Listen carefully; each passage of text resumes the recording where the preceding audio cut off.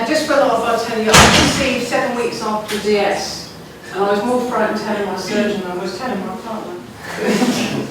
I have an extra figure to put on. Right, managing expectations, here we go. I don't have any conflict of interest. Any of you that came yesterday, nothing's changed since yesterday. So, what do patients want and how can we provide it? And this sounds a bit flippant. I don't mean it that way, but I think that patients often have a very clear idea of what they think bariatric surgery can achieve. And for many people, not just I'm going to be slim. I think for a lot of people, I'm slim, so I'm going to get a job. My partner's going to be nice to me. The world's going to be a nice place. And I think that actually is one of the biggest commitments after bariatric surgery. What do people complain about? Now, if you look at complaints in the NHS or any healthcare provider, they run into two distinct categories.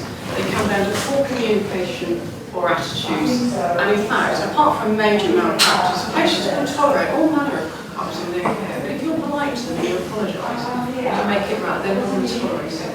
But I think that we would never ever lose sight of the fact that how we present ourselves to people and the manner in which we do it can make a massive difference to how they perceive us. So, what's a good outcome after bariatric surgery? Or what we perceive a good outcome and what they perceive can be very, very different. We tend to think, oh, you know, the diabetes is gone, etc., etc. They don't need their CPAP anymore, they don't need their medication.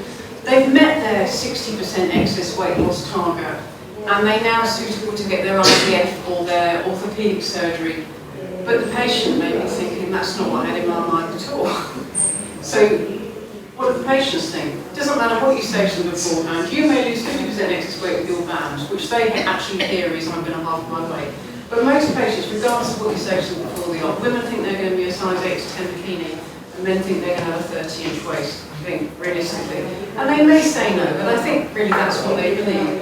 And I also think there is a perception. I've had people say, I want to be able to wear a swimming costume, but what they may not understand is, so supposing they did lose 100% excess weight, they're going to have baggy bingo wings, excess skin, and that can be a big shock, and you tell them about it beforehand. They go, I don't mind, I just want to be slim, until it happens to them, and then they don't realise. A lot of them want to be able to fit into an airline or a theme park seat, and that can be a massive achievement for patients, even that haven't particularly lost a great deal of weight. To be able to take the kids or go and visit family on the plane and not have to ask for the extension belt. And in fact, if you ask for an extension belt on the plane, it's not very nice in any way. They bring the horrible orange thing they used to demonstrate. So they walk down the plane waving the orange belt. They might just as well go fat person in row 14, because that's what the patient thinks. And in fact, if you sit on a bulkhead seat or you sit in the middle of a jumbo, you're going to get the seats where the arm doesn't go up. And I've had patients sitting like this for a 6 and 8 hour flight, so it can be quite miserable. You know, if they want improved health, they want reduced pain. Only thing I'd say here is there is a perception with patients that my fibromyalgia or my knee pain will go away, and it's not going to go away. You may not have the weight on your joints, but it'll still hurt. I want to be around for my kids. I think that's how a lot of people do it for that reason. I want to see my kids grow up. I want to see my grandchildren grow up. Or I don't want to be laughed at or my kids bullied at the school gate because mum's fat. And it probably access to another treatment is quite common. You know, I want to get IVF, I'm too heavy. I want to get orthopaedic surgery, I'm too heavy. Are we on the same page? It's a very overused slide that's used for every specialty I know, but I think it's very relevant. Before the operation, and these are the risks, and these are this, and these are this, and the patient is blah, blah, blah, am I going to get my op? Am I going to get my op? Oh, they finished talking about it, their mouth stopped moving. You know, am I going to get the operation? I really don't care what you say. And in fact, a French surgeon, Vincent Brering, said to me once, before the operation, the patient will walk past the dual carriageway naked in the dark if it means they're going to get their operation. And then once they've had the operation, I can't do that because I'm a teacher. That's almost the best excuse of all, isn't it? Teachers, they can never follow any dietary plans. I'm a teacher, I'm a nurse, I can never eat. There's always an excuse afterwards, but before the operation, they're always going to change their life. So, honestly, now this is quite controversial to some people, but I don't know why. Discuss the pros and cons of all the surgeries, not just the one they came in. I would like to have a gastric band doctor. You still have to tell them the other ops. Because it may well be that their choice of surgery has to do with the article they saw on the telly, or their friend had one, or Mary down the road had such and such. It may be that was a great op for her, but it wasn't suitable for you. It either is quite harmful to you, or it's not going to be the best one for you. In the private sector, this is quite a big deal, because often if a patient comes in wanting a band, what they really mean is that's the op I can afford. And I think that when you start talking about other operations, it's like, no, I want more money from you, I'm just trying to upsize to a more expensive op. And that's what they hear. And that can be a big issue. And even in the NHS, I think some patients are very risk aware. They've been told all their lives, you're very fat, you're going to die on the table if you ever need an operation. And then we're saying these operations are different risks. Of course they're going to be the lowest risk. You know, and it may not be suitable for them at all. And I think there is a perception of patients that bands have no complications. In fact, they have loads of complications, they probably don't kid you. But, you know, they're not that straightforward. Assess full knowledge and correct information. Because a patient comes in going, I know what happens, and they've been on the University of Google, they may actually not know everything. They may be getting some quite incorrect information and correct that. Discuss what your service offers so that not just the different operations, but what are you going to be providing them for the next 2 years. Because patients often have a perception that they're going to get the moon and the stars on it, how to train on it, this is this. And they have to understand that A, within the NHS there are limited funds, and within the private sector, all these things cost money. And I think sometimes people have completely unrealistic expectations of what the service can provide. Discuss the importance of attendance. I usually use the excuse that those patients do that. And also, if you've got a problem, you want to discover it when it's an early problem. I find particularly with gastric bands, patients will tolerate the most shocking symptoms all the time weight comes off. And it's usually when the weight loss stops and they come in looking positive for exit. Like this, we're paying for months. I've been like this for ages. And it's often the husband that drags me and saying, I can't stand her being sick, you know, can you do something about it? And you think, why don't you tell me something? Find little mechanisms to find out how you can actually engage with patients frequently, even if it's like a patient passport. Because when patients go sort of 6, 7, 8 months without seeing you, it often isn't because they've forgotten and they've got out of the system. It may well be they're in trouble and they're too embarrassed to tell you. And you've got to pick these patients up early.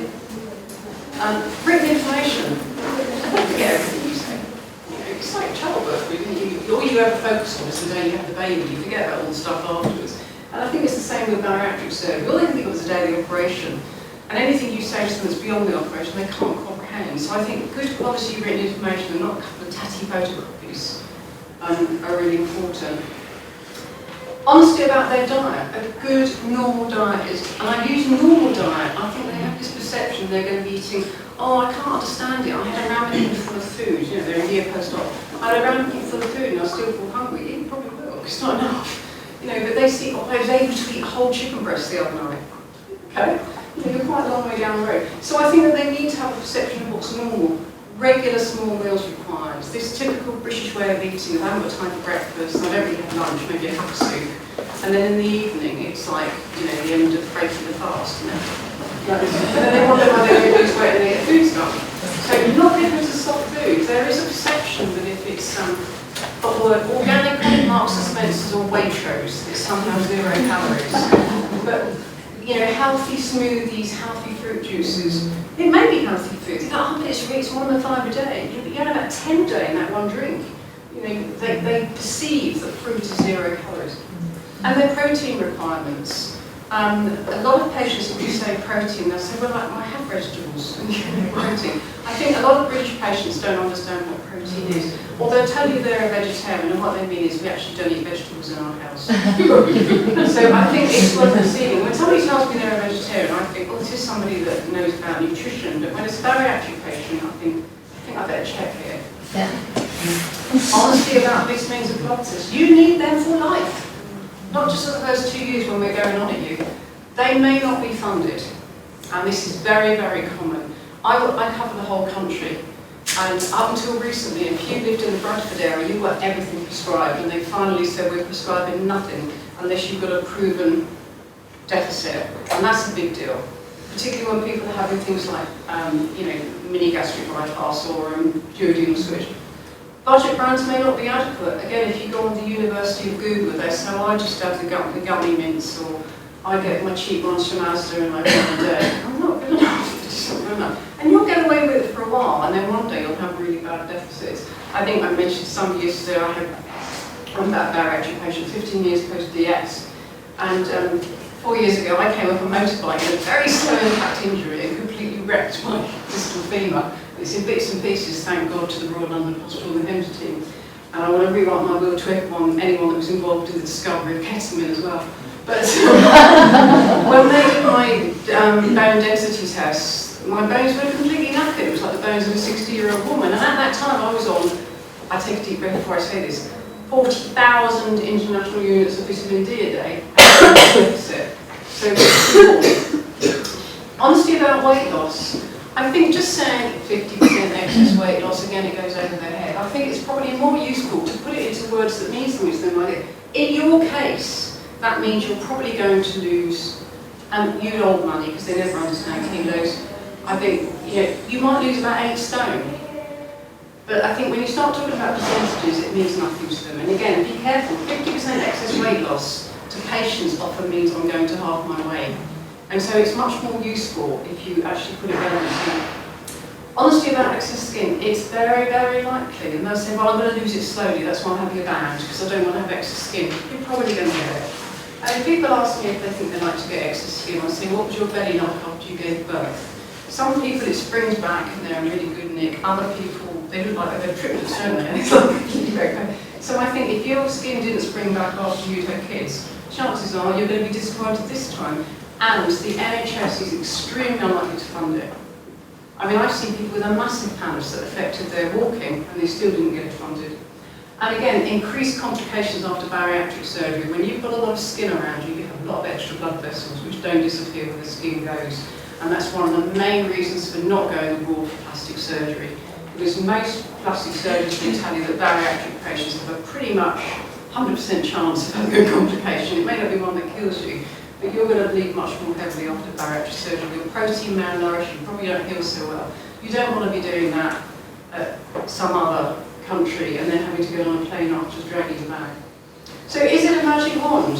I mean, again, it's tongue-in-cheek. This is not meant in any way to be disrespectful to patients, so please don't interpret it so, but I do think that often people think it's a magic bullet, and however many times we tell them, they still believe it.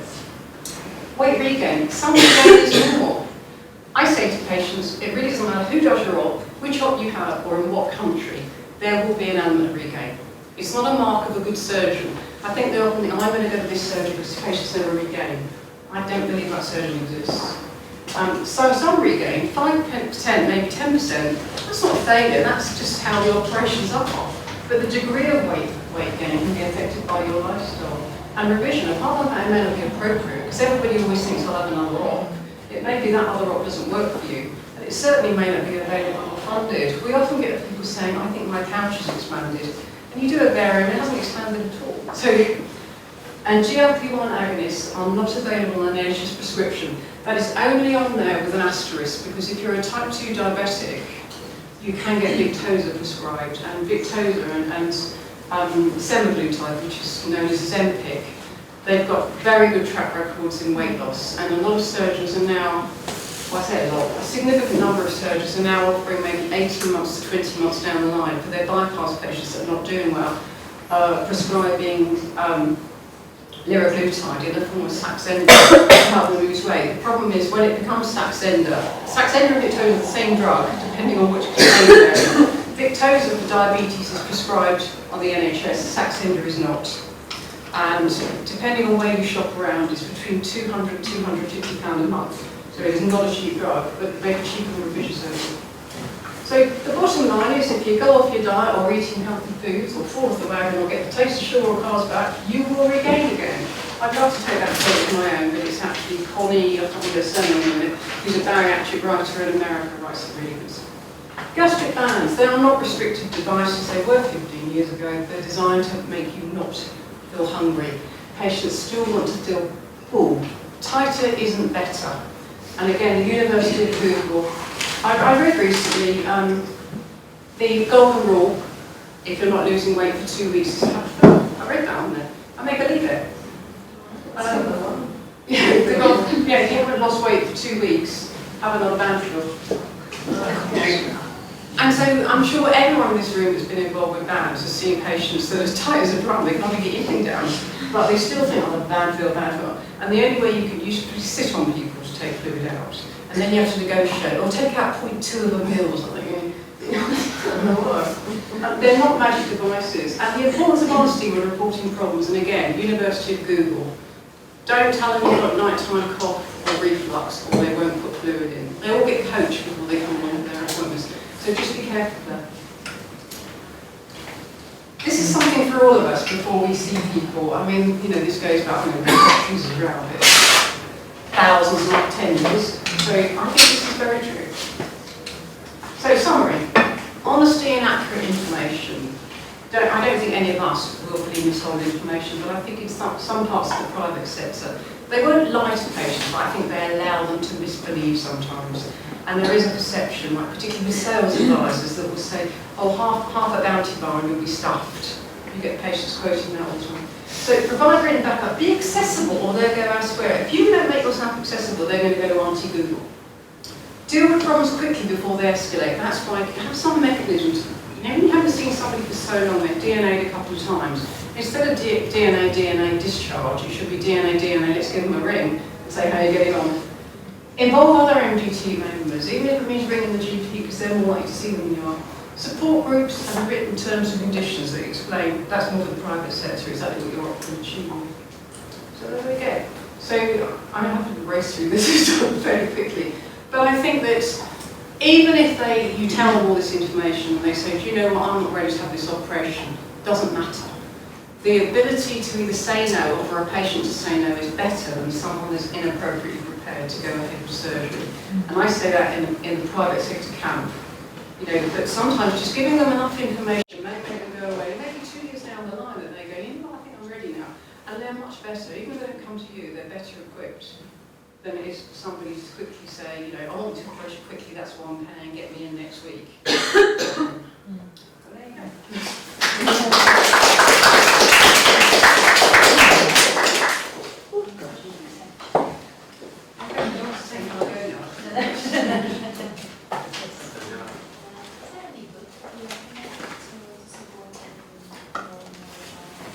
There's a really good book that's come out fairly recently called Bariatric Surgery. If you shop around, you'll get it. And it's written by Carol Burnham, who's also the lady that runs the Bariatric Cookery website. And I thought it was going to be a cookbook, but there's some cracking stuff in there on your mood, how it's going to change, shopping for your new shape, how to access services. It is really worth every penny. And I said, if you shop around at the moment, you can get it for a lot less, about a tenner. And we're now, because we're getting for less than that, we're now giving it to all our new patients that come through, which is, that's a really good book. Yeah. But I think the bariatric barber is complicated. It's about this big and it's about that big. Yeah, that's the one. You can get it less than that, shop around. But it's a really beautiful book to flick through and lovely recipes for the different stages after your op, you know, the puree stage, etc. And then it goes into recipes that it's designed in such a way that you can cook for the whole family and not just you, and you just modify it very slightly at the last minute. So it's not like you're the one that's eating you with perfect food. Guys are very good. Sorry. Did you say regarding is that around you doing that? Some hospitals you are. I was going to say. I just want Stuart, you have I'll talk to you afterwards. It's a lady. I don't know who the Oh, she's left. She's gone as well. She's got to go to office. I was just interested to hear that because I get people to buy it. Yeah. It is, you can get it for much less. And if you're buying in bulk, you can get it for £8, I think. But I mean, in the private sector, £8, you can take a hit for £8 on the bill. NHS not so much. But you could do fundraising, I suppose. Well, I do use the MDR recipe. I don't know if you may have seen that bariatric recipe. I'll give a patient a copy. I buy them, they're very good. I mean, I think just giving them something is nice. I don't think it matters what it is. I just particularly like that book because it's unlike a big